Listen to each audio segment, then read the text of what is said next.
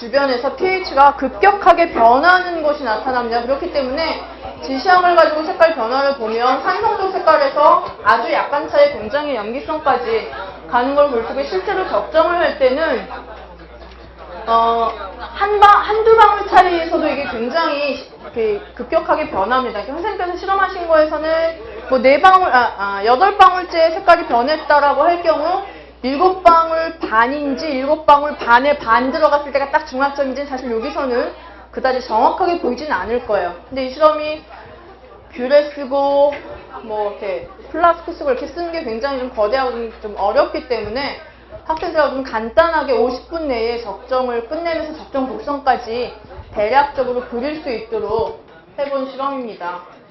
처음에 아무것도 안 넣었을 때 pH를 읽어서 이를 쓸 수 있을 것이고요. 그 다음 몇 군데 요 그러니까 여기에 그 미세하게 변하는 pH는 아마 읽긴 좀 힘드셨을 거예요. 4방울 정도에서 중성 변하고, 그 전에서 pH가 뭐 한 2쯤 나왔다 그러면 대략 이렇게 그리실 수가 있었겠죠.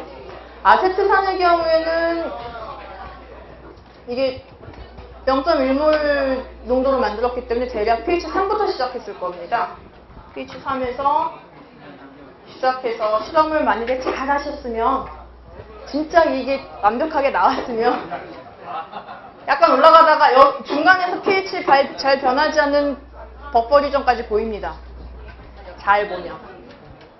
그 다음에 다시 점프하면서 올라가는 걸 볼 수가 있는데, 약산의 경우에 그 완충용의 구간이 나타나는 것도 잘하면 이렇게 조금 보이고요. 여기서 이렇게 올라가는데 잘 안 변했다가 다시 또 올라가는 걸 대략 볼 수도 있고요.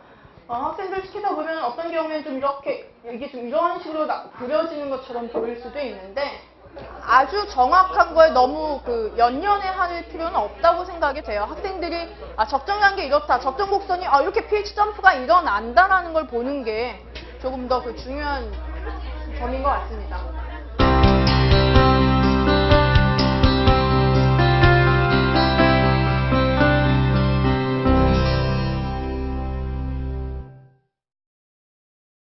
산에다가 염기를 조금씩 떨어뜨려 나가면 pH가 별로 변하지 않다가 어느 순간에, 그러니까 산의 양과 염기의 양이 같아져서 중화가 된 지점에서 pH가 갑자기 급격하게, 그러니까 산에서 염기로 갑자기 그 용액의 성질이 바뀐다는 것을 알 수가 있습니다. 이번 실험에서 수산화나트륨의 양에 따라 어느 한 지점에서 중화 적정이 급격히 일어나는 것을 알 수 있었습니다. 우리가 흔히 주변에서 볼 수 있는 알칼리 음료는 실제로는 약한 산성을 띠고 있답니다. 하지만 이 음료들을 알칼리라고 하는 이유는 많은 금속 이온들이 우리 몸에 흡수될 때 염기로 작용하기 때문이라고 합니다.